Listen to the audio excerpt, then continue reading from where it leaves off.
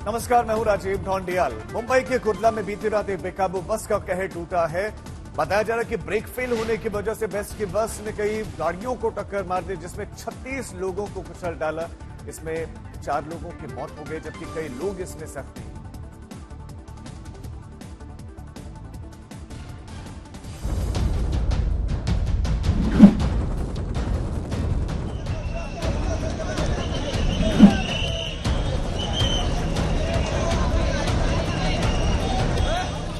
रात के 9:45 बजे थे।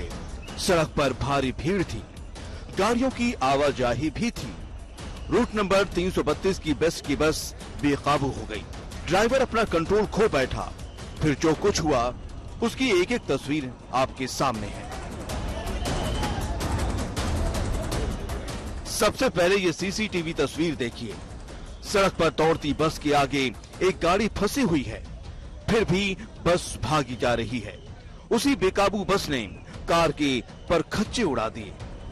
सड़कों पर अफरा तफरी मची हुई है। आसपास के लोग घायलों को बचाने में जुटे हैं। जानकारी के मुताबिक ये बस कुर्ला पश्चिम से अंधेरी जाने के लिए निकली। तभी बस की रफ्तार काफी तेज हो गई। जो भी सामने आया वो तेज रफ्तार पहियों की चपेट में आता गया। सड़क पर चीख पुकार मच गई। कुछ पल बाद बस सोसाइटी की दीवार से टकरा कर रुकी। हॉल से लगभग 50 मीटर की दूरी पे ये 2 टेम्पो के बीच में एकदम सेफली खड़ा था। तो हम आए तो बस पूरा अंदर घुस चुका है, पूरा गाड़ी को उड़ा चुका है। लगभग बहुत आदमी मर चुके हैं। एम्बुलेंस पुलिस आ चुकी है। ऐसा सबका कहना है कि ड्राइवर का बस फेल हो गया। अब मालूम नहीं ओरिजिनल बात क्या है, बस का ब्रेक फेल हुआ है कि जानबूझ के टोका है। इतना स्पीड में पहली बार बस क्यों थी? इस बेकाबू बस ने 30 लोगों को कुचल दिया, जिनमें से 4 की जान चली गई। जो घायल हैं उनमें से 4 लोगों की हालत गंभीर बताई जा रही है।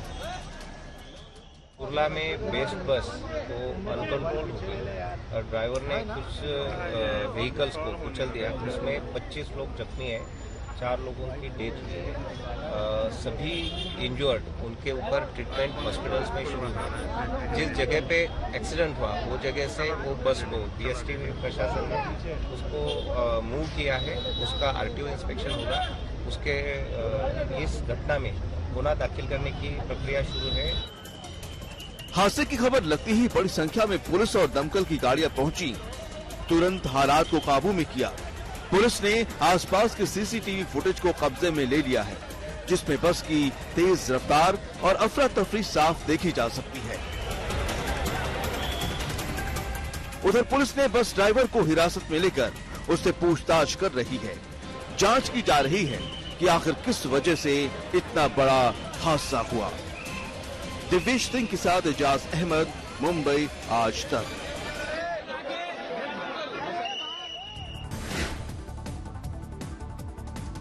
संसद में लगातार जारी शोर शराबे के बीच में आज विपक्ष राज्यसभा के सभापति जगदीप धनखड़ के खिलाफ अविश्वास प्रस्ताव ला सकता है। विपक्षी दलों ने धनखड़ पर पक्षपात का आरोप लगाया। जानकारी के मुताबिक विपक्ष के लगभग 70 सांसदों ने प्रस्ताव पर हस्ताक्षर कर दिए। विपक्ष की नाराजगी के बीच धनखड़ ने आज लगातार दूसरे दिन सभी दलों के नेताओं को बैठक के लिए बुलाया, ताकि गतिरोध को दूर किया जा सके। एक दिन पहले भी धनखड़ ने जेपी नड्डा, मल्लिकार्जुन खड़गे और कुछ अन्य नेताओं के साथ बैठक की।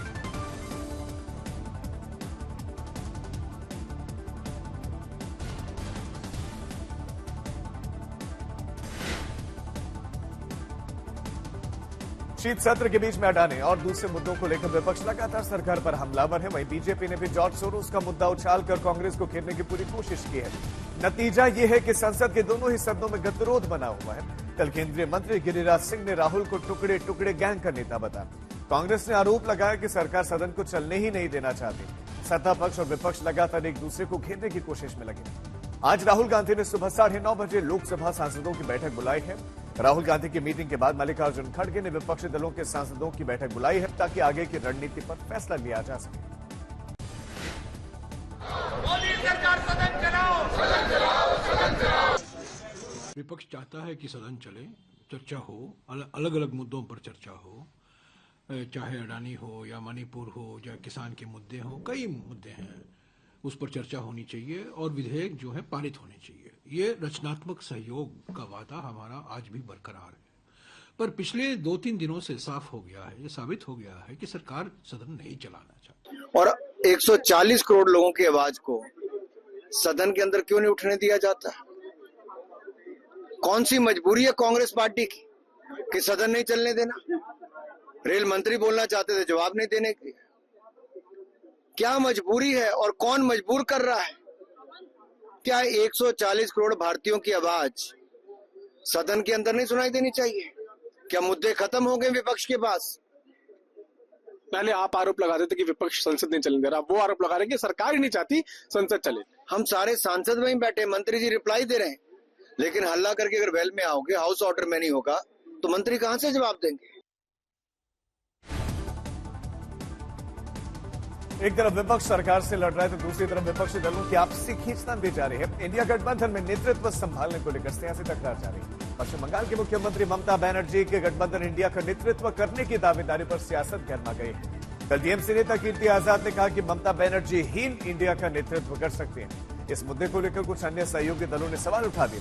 जम्मू कश्मीर के मुख्यमंत्री उमर अब्दुल्ला ने कहा कि अभी लोकसभा चुनावों के बाद से गठबंधन की कोई बैठक नहीं हुई है, ऐसे में नेतृत्व बदलाव का सवाल ही नहीं होता।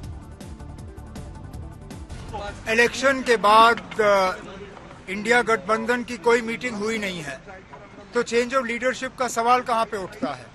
मीटिंग होने दीजिए, उसमें अगर ममता बनर्जी साहिबा इंडिया ब्लॉक की सदारत संभालना चाहती हैं तो दावा वहां पे करें, उस पर बहस होगी। लेकिन इलेक्शन, पार्लियामानी इलेक्शन के बाद इंडिया ब्लॉक की कोई मीटिंग हुई नहीं है, तो लीडरशिप का सवाल कहां पे आ जाता है?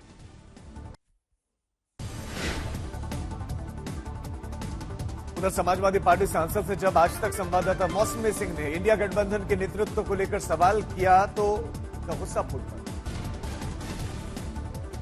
फ्रीडम ऑफ एक्सप्रेशन है, anybody can say anything. So far as the question of Mamata Banerjee is concerned, she is a very competent leader and whatever she has said she can do it. नहीं, India alliance की नेतृत्व को लेकर लगातार अब सवाल खड़े हो रहे हैं। वही तो मैं जवाब दे रहा हूँ, और क्या दे रहा हूँ जवाब? नहीं, तो उसमें शरद पवार भी कह रहे हैं कि ममता बनर्जी में क्षमता। मैं यही कह रहा हूँ। हाँ, आपकी समझ में नहीं आ रहा है तो मैं क्या करूँ? नहीं सर, सवाल मेरा ये है। सवाल का जवाब ही मैं दे रहा हूँ। क्या आप चाहती हूँ सुमित मेरे मुंह में उछलना चाहती है अपनी बात? नहीं, राहुल गांधी फिर नहीं कॉम्पिटेंट है क्या सर? फिर अरे इससे 20 आदमी कहेंगे हम competent, they are all competent. तो आप कह रहे हैं कि इंडिया ब्लॉक में तमाम नेता हैं जो नेतृत्व कर सकते हैं, इस देश का नेतृत्व कर सकते हैं। तुम इंडिया गठबंधन की बात कर रहे हैं तो बिखराव है ना फिर इंडिया। बिखराव नहीं है, नो। सब नेता बन रहे हैं, सब पर क्यों नेता नहीं बनेंगे? सारे घूम रहे हैं, नेता नहीं क्या है? जनता चुन के आते हैं, ये थोड़ी ये लिए हुए कैमरा घूम रहे हैं। सर, लीडरशिप तो एक होती है। अब खबर एक देश एक चुनाव से जुड़ी हुई सूत्रों के हवाले से खबर है कि सरकार इसे सत्र में या फिर अगले सत्र में इस बिल को ला सकती है। खबरों के मुताबिक बिल को विस्तृत चर्चा के लिए संयुक्त संसदीय समिति को भेजा जा सकता है। आपको बता दें कि कैबिनेट से एक देश एक चुनाव पर बनी रामनाथ कोविंद समिति की रिपोर्ट को मंजूरी मिल चुकी है। अब सरकार चाहती है कि इस बिल पर आम राय भी बन जाए। इसके लिए बिल को जेपीसी को भेजा जा सकता है। इस दौरान एक देश एक चुनाव के फायदे, उसे लागू करने के तौर तरीकों पर विस्तार से बातचीत होगी। सरकार को उम्मीद है कि इस बिल पर आम राय बनेगी।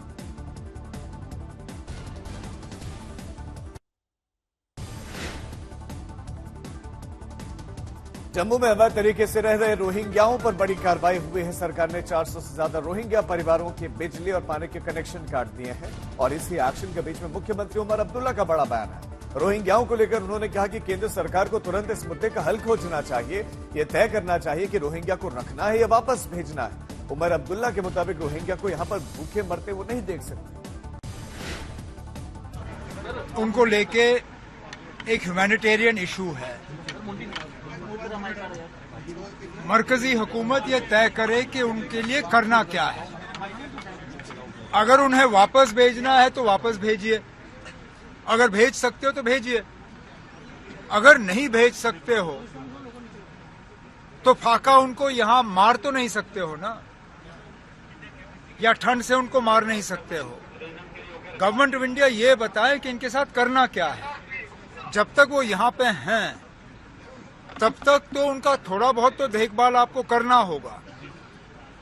हमने उनको यहां लाके बसाया नहीं, उनको लाया गया, यहां बसाया गया।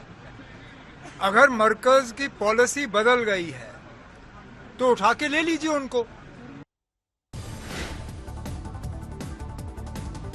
अब खबर दिल्ली की सियासत की। कल आम आदमी पार्टी ने दिल्ली चुनावों के लिए अपने 20 उम्मीदवारों के नाम घोषित कर दिए और इसमें सबसे अहम नाम रहा मनीष सिसोदिया का, जिन्हें इस बार पड़पड़गंज से उम्मीदवार नहीं बनाया गया है और इस बार सिसोदिया को पार्टी ने जंगपुरा से टिकट दे दिया है। पड़पड़गंज से सिसोदिया की जगह इस बार आप में हाल ही में शामिल हुए अवध ओझा को कैंडिडेट बनाया गया है। आज से सिसोदिया जंगपुरा में अपना चुनावी अभियान शुरू करने जा रहे हैं। बीती रात जंगपुरा में पार्टी कार्यकर्ताओं ने सिसोदिया का गर्मजोशी से स्वागत किया, उन्हें मिठाई खिलाई और ढोल नगाड़े पर खूब झूमे।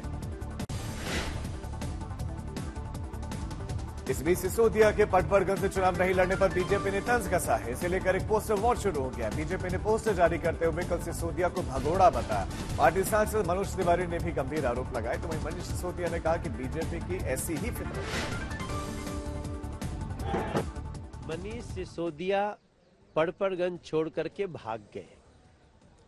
पटपड़गंज ने विपरीत परिस्थिति में भी उनको जिताया था, लेकिन 5 साल में पटपड़गंज का विश्वास जीतने की बजाय भागना उचित समझा।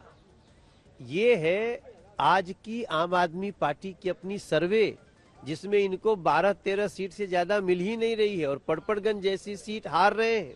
अब बीजेपी वाले कुछ भी कहते रहे, बीजेपी वालों की तमाम कोशिशों के बावजूद, इनकी तो कोशिश थी कि मैं पार्टी छोड़ के भाग जाऊं, इनकी तो कोशिश थी कि मैं अरविंद केजरीवाल जी का साथ छोड़ के भाग जाऊं, मैं दिल्ली का साथ छोड़ के भाग जाऊं। मैं 17 महीने जेल में रहा, लेकिन मैं छोड़ के नहीं भागा। मैं छोड़ के भागने वालों में से नहीं हूं। इनको मैं जंगपुरा में भी हराऊंगा, पटपड़गंज में भी हराऊंगा, पूरी दिल्ली में हराऊंगा। और मैं जब मैं कह रहा हूं तो मैं दिल्ली का आम आदमी बोल रहा हूं।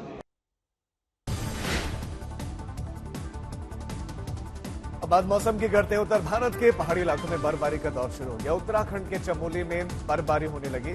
ऊंचाई वाले इलाके सफेद चादर में ढक गए। वहीं निचले इलाकों में बारिश और बर्फबारी थमने के बाद अब कड़ाके की ठंड पड़ रही है। बद्रीनाथ के आसपास की तस्वीरें मनमोहक। मौसम का अंदाजा इससे लगाया जा सकता है, लगातार बर्फबारी के चलते नजारा बदल गया।